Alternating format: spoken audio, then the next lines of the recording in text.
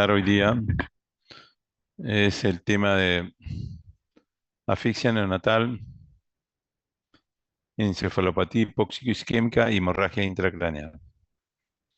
En realidad la asfixia neonatal tiene mucho que ver con la encefalopatía hipoxico-isquémica, que es prácticamente consecuencia de la asfixia, ¿no? La hemorragia intracraneal puede deberse en algunos casos a la a la asfixia neonatal, pero otras veces se debe por la prematuridad. Am, Vamos a revisar primeramente lo que es la asfixia neonatal. Bueno, vamos a tratar de manejar esto. La asfixia neonatal, síndrome hipóxico isquémico, ¿no? Bueno, en realidad la asfixia hasta la fecha es un evento que ocurre antes de que el bebé nazca, ¿no? Y cómo lo detectamos es mediante una prueba de bienestar fetal que nos permite ver que está el bebé en sufrimiento fetal agudo, ¿no? No se está oxigenando bien a través de la placenta y puede ser por múltiples causas que vamos a ir viendo en el transcurso que se desarrolla la clase. El 70% ocurre en el parto, en el proceso de parto, y 10% ocurre ya en el nacimiento, es decir, cuando el bebé ya está culminando el trabajo de parto. El evento que lo caracteriza es la disminución de aporte de oxígeno al feto o neonato. Esto a su vez va a provocar disminución de la frecuencia cardíaca fetal o neonatal y va a ocasionar un deterioro en el intercambio de gases respiratorios, ¿no? Básicamente el oxígeno y CO2, ¿no?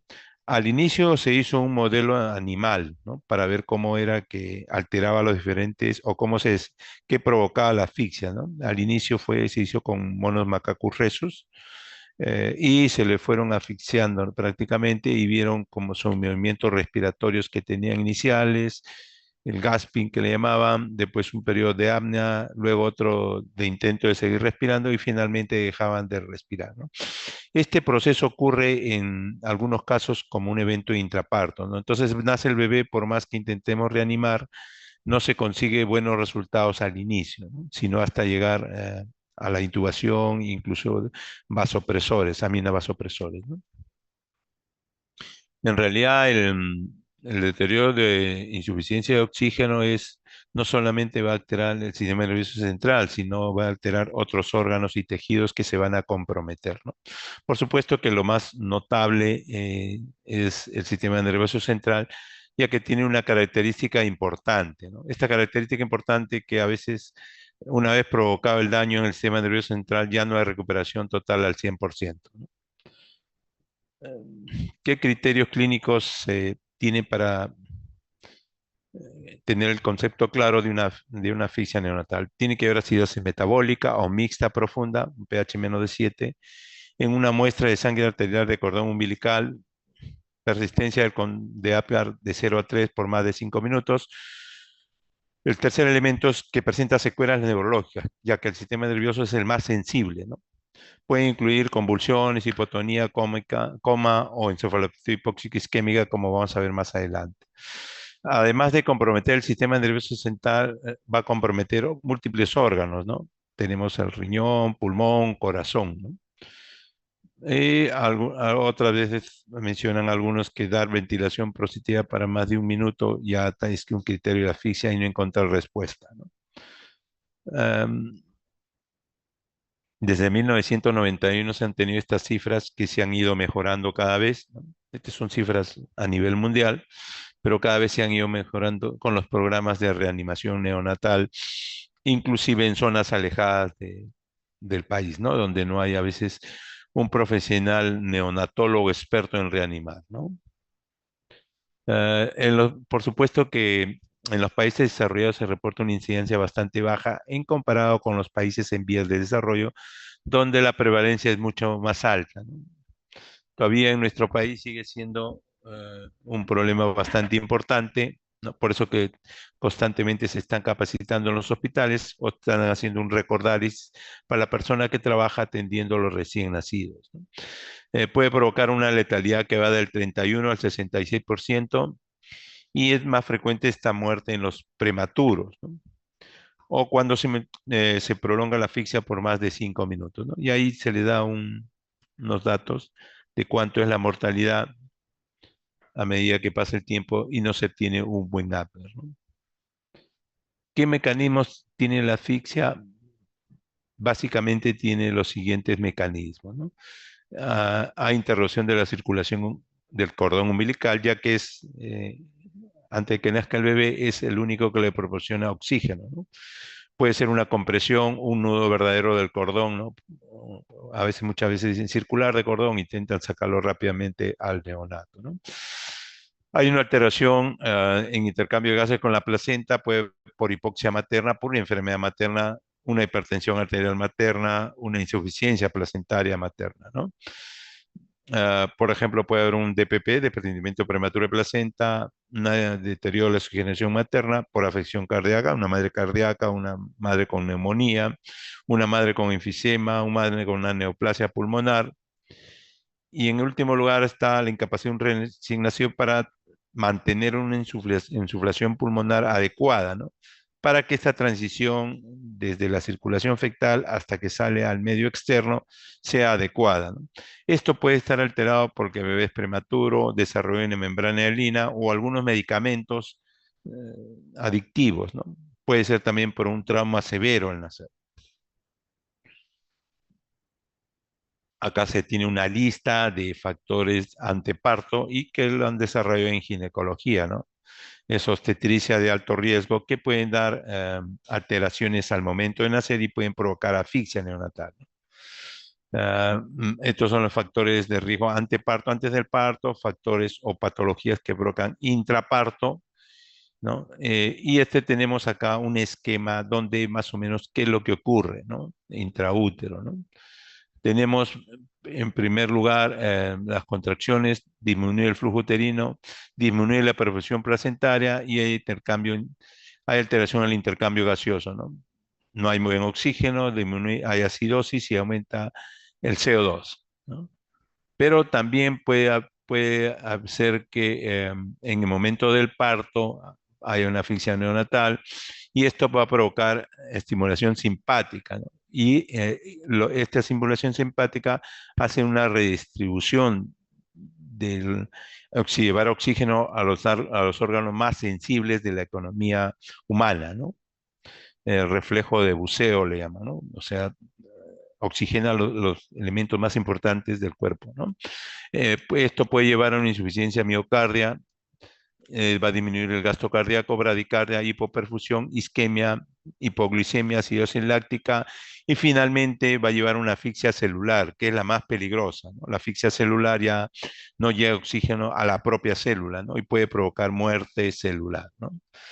Acá la fisiopatología a nivel bioquímico, ¿no? La hipoxia va a una glicólisis anaeróbica, lactato piruvato, acidez metabólica, aumenta el LH hepático, ahí puede haber acidosis mixta, respiratoria y metabólica, ya que está adoptando otra vía, ya que no hay oxígeno, a una glicólisis anaeróbica, aeróbica y anaeróbica, hay fallo de la bomba sodio-potasio, aumenta el sodio, disminuye y el cloro, hay liberaciones de aminoácidos, el glutamato, recuerden que es estimuladores, y la arginina que actúan como neurotransmisores, ¿no?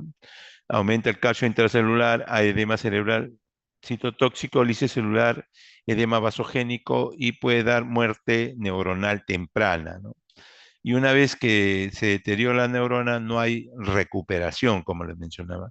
Pero también a través de este mecanismo se puede llegar a una muerte neonatal tardía que tiene más que ver con el síndrome hipóxico isquémico, ¿no? Acá se menciona la formación de los free radicals, que más tiene que ver con la reperfusión. Hay afinidad de estos free radicals la membrana celular que es rica en fosfolípido a través de la fosfolipasa A2, las prostaglandinas, los tromboxanos, ¿no? Y esto va a hacer que los radicales hidroxilos, los free radicals, ¿no? Van a provocar daño en las sustancias cerebrales, problemas en la adhesión de neutrófilos, en las plaquetas del endotelio, va a actuar el FAT, ¿no? contribuyendo a una isquemia y una hipoperfusión cerebral, ¿no? Más adelante vamos a revisar algo sobre eso. Estos son los free radicals, ¿no? Reactive oxygen species, ¿no? Son los que hacen daño, son oxígenos reactivos, ¿no? Y dañan la proteína, esto, ¿no? Y también el DNA, ¿no? Acá se hace, desde 1900 ya se ha detectado el mecanismo cómo dañan el DNA. eh, y estos se incrementan durante el periodo de asfixia, ¿no? Acá los órganos involucrados en el daño hipóxico isquémico, tenemos la asfixia, a la cabeza el sistema nervioso central, pero no era el único, ¿no? El cardiovascular, la cardiopatía, miocardiopatía, hematológico, a nivel gastrointestinal, puede haber enterocolitis no cicatrizante, metabólico, todos los trastornos de calcios y glucosa, puede provocar una injuria renal, pulmonar, ¿no? Y adrenal, ¿no? Lo que va a provocar liberación de catecolaminas para ponernos en un estado de alerta, ¿no? Con mayor frecuencia estos son los órganos que se afectan, ¿no? A la cabeza, por supuesto, el sistema nervioso central, el más sensible, el renal, en tercer lugar el cardíaco con el gastrointestinal y finalmente el pulmonar, ¿no? Acá mencionarle la tasa metabólica cerebral. Hay equipos que miden la tasa metabólica cerebral. Muy importante, sobre todo en un caso de asfixia, ¿no? Se debería monitorizar. No tenemos nosotros este monitor aún todavía. En el intestino, la asfixia va a provocar enteritis necrotizante, ya le había mencionado, pérdida de mucosa, perforación puede llegar en el riñón, necrosis tubular y medular, parálisis vesical, alteraciones en el sistema renina-angiotensina, ah, a nivel cardiovascular, isquemia miocárdica, necrosis miocárdica, insuficiencia tricospídica, hipertensión, hipervolemia, aumento de la presión pulmonar. Esta es una de las complicaciones más severas de un síndrome asfíctico, ¿no? Que es el síndrome de hipertensión pulmonar difícil de tratar, ¿no? Para lo cual tenemos el óxido nítrico, tenemos también el sildenafilo, tenemos la ventilación de alta frecuencia, ¿no? Y tenemos otro tipo de tratamientos, ¿no? Esto va a provocar disminución del glucógeno que hay en las células miocárdicas, ¿no? Los efectos metabólicos, hipoglicemia, hipocalcemia, estos son los que se expresan con mayor frecuencia: hipomagnesemia, aumento de triglicéridos, aumento de catecolamina, daño tisular, ¿no? Como verán, son múltiples los efectos. En el aparato respiratorio, que también se comprometía, aumento de resistencia vascular, disminución de surfactante, con mayor consumo de surfactante, edema, hipovolemización central y eliminación de meconio, generalmente por el problema de asfixia, alteración de las prostaglandinas, y hipertensión pulmonar persistente con una de las complicaciones más severas, ¿no? Y se salió un poquito, oh, perdón, ya, acá. Am, Hay nuevas terapias, ya una vez viendo las secuelas, hay nuevas terapias para neuroprotección y no se provoca tanto daño, ¿no? Que actúan a nivel de isotoxicidad, a nivel de estrés oxidativos, a través de los mecanismos inflamatorios y evitar la muerte celular y provocar neurogénesis muchas veces, ¿no? Por ejemplo, como verán, están comprometidos, miren, en el estrés oxidativo y mecanismo de la melatonina, en el estrés oxidativo, el alopurinol, ¿no? La acetilcisteína también, ¿no? Es que son antioxidantes porque es el estrés oxidativo, algunos gases nobles, en este caso el xenón, células madres, sobre todo en la neurogénesis, la eritropoyetina en la muerte celular y neurogénesis, ¿no? Como hemos visto, acá ya tenemos 10 nuevas terapias de neuroprotección. Para mostrarles en este caso qué significa reanimar con oxígeno al 100% y con oxígeno al 21%. 21% es con lo que respiramos, ¿no? Entonces, se propugna a no reanimar o se propende a no reanimar con 100%, ya que va a provocar más daño, ¿no? Em, entonces, se ha visto esto a través de medir las cicatrices bioquímicas en una metaanálisis, ¿no? Se vio que había menor mortalidad y menor riesgo, ¿no? Por lo tanto, se está propugnando eso, ¿no? O el segundo tratamiento también que se le da es la hipotermia al recién nacido, pero no se le va a enfriar todo el cuerpo que se le inicialmente, ¿no? Sino se le hace una hipotermia selectiva, ¿no? A nivel cerebral, ¿no? ¿Y con qué finalidad? Para bajar la tasa de metabolismo cerebral. Recuerden que habíamos mencionado, entonces no va a haber tantos requerimientos a nivel cerebral y no se va a provocar tanto daño, ¿no? Ese es el fundamento, ¿no? Anteriormente se hacía hipotermia a todo el cuerpo, pero ahora se le hace hipotermia selectiva para que enfriar todo el cuerpo, ¿no? Am, Efecto de la hipotermia sobre los mecanismos que habíamos hecho, sobre la excitotoxicidad, sobre el estrés excitativo, los mecanismos y sobre la muerte celular, ¿no? La hipotermia actúa sobre estos cuatro niveles, ¿no? En la excitotoxicidad retrasa la desprogresión de la membrana, disminuye la tasa de liberación de aminoácidos excitatorios, disminución de la acumulación de aminoácidos excitatorios, disminución del óxido nítrico, menor producción de O2, ¿no? Como verán, baja todo el metabolismo. A nivel inflamatorio, disminuye el nivel de factor de necrosis tumoral, la interleuquina 1B.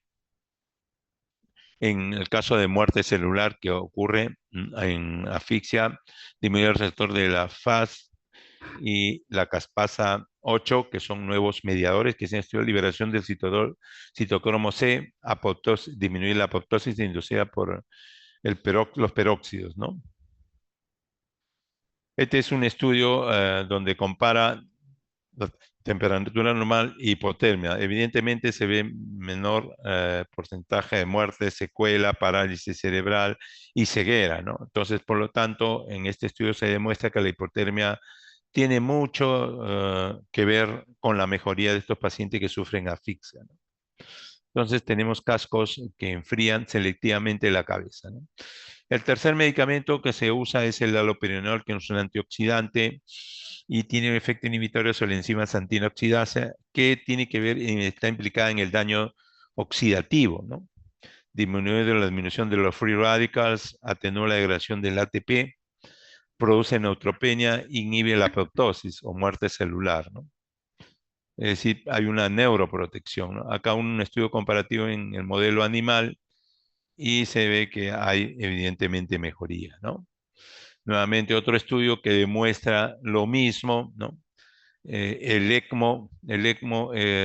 poco para explicarle el ECMO es como especie de oxigenación por membranas extracorpóreas, ¿no?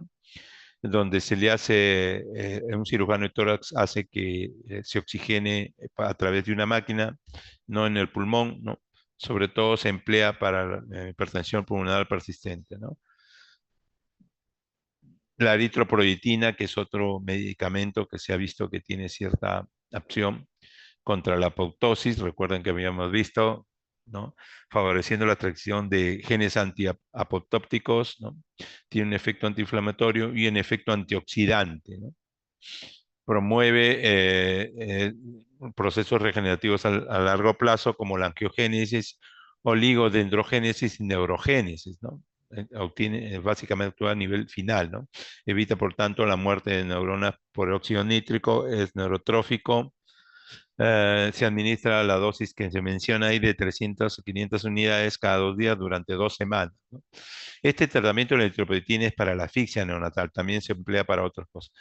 Y acá vemos cómo es que mejora, ¿no? En este caso, la hipoxia con la eritropoyetina a nivel de minóxido, a nivel de la excitotoxicidad y a nivel de la caspasa, ¿no? Las caspasas son enzimas útiles para el mantenimiento de la homeostasis y catalizan la muerte celular programada, ¿no? Entonces, ese es el mecanismo a través del cual actúa, ¿no? La eritropoyetina y el factor de crecimiento de endotelio vascular. Acá, en el caso de la eritropoyetina, ¿no? Se ha visto un estudio y ha visto que es segura, también se ha visto estos estudios también en adultos, no solo en neonatos, ¿no? Los gases nobles que se usa básicamente es el xenón, había mencionado, y argón. En realidad está en modelos experimentales y ya publica algunos artículos donde ve que debido a su disminución de la capacidad de disminuir la excitotoxicidad en el síndrome hipóxico isquémico mediante la modulación de los receptores glutaminérgicos en NMDA, ¿no? El xenón, que se emplea como anestésico, ¿no? Es un antagonista del receptor del aspartato, cruza la barrera hematoencefálica, tiene un efecto rápido y puede ser retirado rápidamente, ya que es un gas, ¿no? Ya no es inhalatorio básicamente, ¿no? La melatonina, que se emplea ahora como tratamiento para regular el sueño, es útil también en este caso. Elimina los free radicals y los peróxidos, ¿no? Que son los que producen daño a nivel celular, disminuye los niveles de citoquinas antiinflamatorias y ahí la dosis que se puede dar en caso de asfixia también, ¿no? Células madres, como ustedes se imaginan, células madres son reparadoras, ¿no? Básicamente va a actuar casi reparando, ¿no? Hay una recuperación funcional tras la administración de en parte a la interacción con las células trasplantadas y el tejido celular, ¿no? Va a producir factores de crecimiento y va a reflejar un aumento de la producción celular, que es la idea de las células madres, reemplazar, ¿no? Va a llevar neurogénesis. Recuerden que esto es bastante difícil y con las células madres se produce esta neurogénesis, formación de nuevas células neurológicas, ¿no?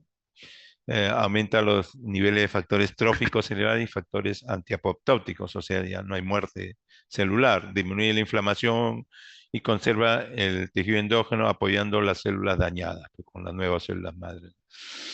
También se han empleado el sistema endocannabinoide que tienen que ver con el cannabis, ¿no? Que tiene que ver, se ha intentado hacer los cannabinoides cannabinoides sintéticos, no, en este caso no usan marihuana por si acaso, ¿no? Y muestran protección eficaz en la materia gris y blanca en estudios de animales que tienen daño cerebral, ¿no? La N-acetilcisteína que es antioxidante, pero también se usa como un mucolítico, ¿no? También se usa para la intoxicación con paracetamol, ¿no? Y cuando se aplica con la hipotermia mostró mayor reducción del volumen cerebral infartado. También se han hecho otros estudios y ha visto que tiene capacidad de atravesar la placenta, ¿no? Y ahí, si incluir en los UCI neonatales se ha visto mucho mejor efecto, ¿no?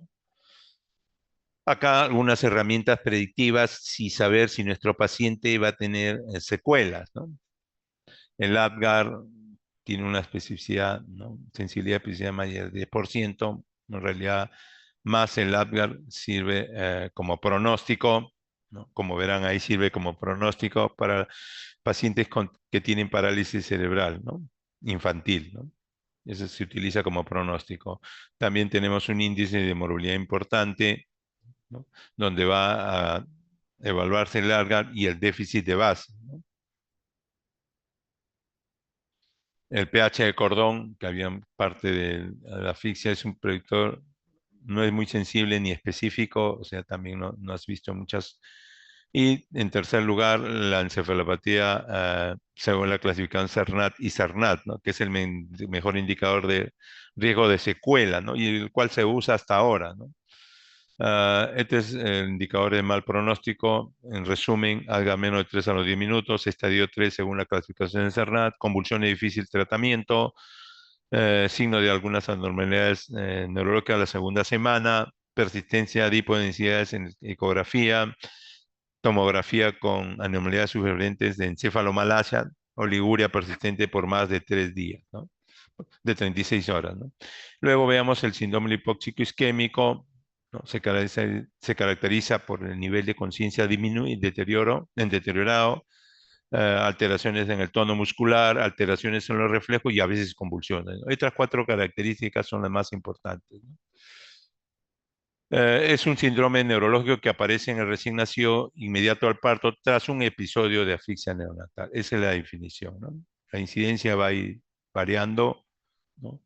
Y también tiene una fisiopatología bastante compleja, ¿no? A nivel mitocondrial, ¿no? Eh, Se ha visto que hay acumulación excesiva de glutamato, ¿no? Acumulación de K2, sodio y calcio, y va a desencadenar una despoblación de la membrana postsináptica con daño mitocondrial y producción de radicales libres y edema, ¿no? Esto también ocurre a nivel después de la asfixia, ¿no? La fisiopatología, como verán, tiene que ver con la energía, hipoxia cerebral, disminución del flujo, glucosa y ATP, ¿no? Y tiene que ver el glutamato, ¿no? Finalmente va a haber sodio y calcio intercelular, necrosis, ruptura y liberación de mediadores inflamatorios, ¿no? Bueno, no queremos introducirnos más en esta fisiopatología, pero sí tengan en cuenta que la sobreproducción de radicales libres tiene mucho que ver con el estrés oxidativo, la excitotoxicidad que habíamos revisado, hay daño neuronal por sobreestimular estos receptores, EMDA y AMPA, y inflamación a nivel cerebral, ¿no? ¿No? Y esto tenemos tres etapas, ¿no? Después de la injuria, la reperfusión, donde se produce el daño de las radicales libres, ¿no? Una fase latente, una fase secundaria y una fase terciaria, ¿no? La fase de reproducción, los primeros 30 minutos, en la latente y secundaria de 6 a 12 horas y más de 3 días hasta meses, la fase terciaria, ¿no? Ahí vamos a ver que cada uno tiene su característica, la fase aguda, ¿no? eh, Oxigenación, la fase latente, ¿no? Hay activación de los mecanismos de daño a través de toxicidad, estrés oxidativo, mecanismos inflamatorios y muerte celular, ¿no? En la fase terciaria, ¿no? Esta es la fase primaria, la fase terciaria, ¿no? Esta es la hipoxico-isquémica y la fase terciaria va a persistir el daño y va a haber el problema de reparación y regeneración, ¿no? Ya prácticamente el tejido sistema nervioso cicatriza y no recupera la parte funcional. Por eso que quedan las secuelas, ¿no? La fase aguda, ¿no? Los primeros minutos, y acá lo que produce más daño es la reperfusión, ¿no? Hay fallo energético de sodio-potasio, ¿no? Y va a provocar muerte, ¿no? La fase latente, no vamos a introducirnos y tampoco voy a preguntar demasiado sobre esto, sino es para que tengan una idea de las fases que ocurre en el síndrome hipóxico isquémica. Lo que sí vamos a preguntar es un poco de clínica, ¿no? Hay una necrosis neuronal selectiva, compromete los hemisferios, daño en los moduladores respiratorios que puede provocar apnea, trastorno respiratorio, anormalidades hemisféricas, o vulvares, que puede provocar hipotonía, paresias faciales, dismotilidad orofaringia, ¿no?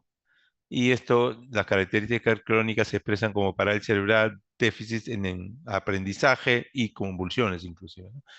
La otra característica de manera clínica es el estatus marmórico, básicamente tiene que ver con la coriatetosis, ¿no? Por daño a nivel de los ganglios basales y el tálamo, ¿no? Puede haber injuria cerebral parasital con compromiso de sustancia blanca, y ahí tiene que ver con la parálisis cerebral infantil, ¿no? Cuadriplegia espástica proximal, ¿no?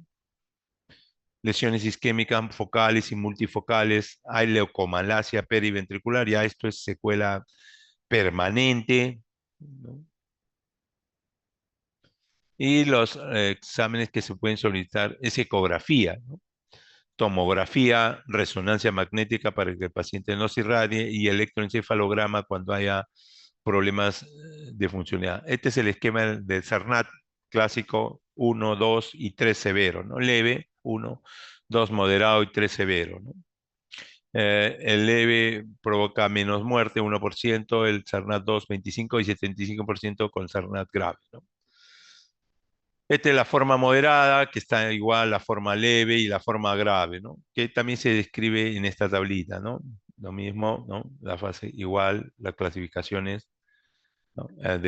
Y los signos de peor pronóstico en la encefalopatía, nuevamente el Algar, dos signos neurológicos, por apneas, convulsiones y alteraciones en uno de los exámenes auxiliares. Finalmente, vamos a revisar lo que es hemorragia intraventricular rápidamente, ¿no? Según los grados, ¿no? Y van a ver que se asocia bastante a la prematuridad. El 75% ocurre en las primeras 12 de vidas y de 10 a 20% progresan las 24 a 48 horas. La ecografía es ideal para esto, ya que es menos invasivo y vamos a ver que se presentan con relativa frecuencia, ¿no? El diagnóstico es clínico, un estudio ecográfico y un estudio de líquidos cefalorraquídeos para ver sangrado, ¿no? Luego vamos a clasificarlo según papil, que es el más común, puede haber según el compromiso, ¿no? Según el área que se compromete. Subependimaria, intraventricular sin dilatación, hemorrágica parenquimatosa, cuando ya compromete el parénquima cerebral, ¿no? Estos algunos aspectos en los prematuros, las arterias basales, el sistema venoso que ocurre en el prematuro, por lo tanto, es más riesgoso que desarrolle hemorragia intra o periventricular. Estos son estudios anatómicos ya de pacientes que se ven la hemorragia intraparenquimal, ¿no? La patogénesis, problemas intravasculares, vasculares y extravascular, ¿no? Que ocurren para esta hemorragia, ¿no? La clasificación nuevamente, otra clasificación del EVEN, hay diferentes formas de clasificarlos. Cuando hay lesión, cuando hay dilatación ventricular, cuando hay lesión parenquimal. Y acá se ven las ecografías, hemorragia tipo 1, hemorragia tipo 2 y hemorragia tipo 3 y 4 cuando ya compromete el parénquima, como verán, ¿no? Las partes anatomopatológica, ¿no? El paciente se va rápidamente deteriorando. El screening debe ser las primeras 24 horas, luego en tercera, quinto día y luego entre 10 a 14 días, ¿no? Esto es como se hace el screening con ecografía, ¿no? Nuevamente las secuelas, se ha visto prevención, ¿no? Con indometacina, ibuprofeno, paracetamol endovenoso. Ese lo quería traer, no sé si tengan preguntas o dudas.